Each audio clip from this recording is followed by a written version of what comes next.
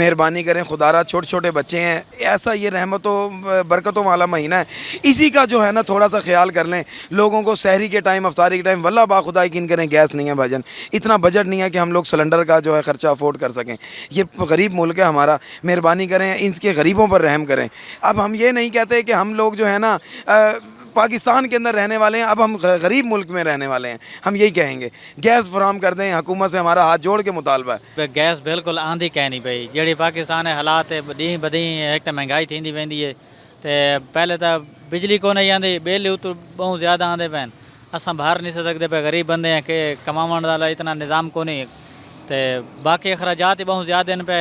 बिजली अगे को नहीं होती, लोड शेडिंग अगे बहुत ज़्यादा बिजली दी होंगी, मजीद गर्मी वाला मौसम आ गए हम माह रमज़ान तो इन्होंने को चाहिए कि गैस ही होनी चाहिए, तो गैस ही कहनी सहरी के टाइम तो बड़ी मुश्किल आती है कि लोड शेडिंग इतनी शदीद हो गई है कि ना सहरी के वक्त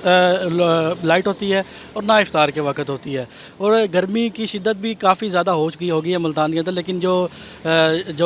मैपको इंतज़ामिया है वो होश के नाखून नहीं ले रही, वो ना लाइट दे रही है हमें और बिजली के बिल और उनकी तो ना ही पूछे आप।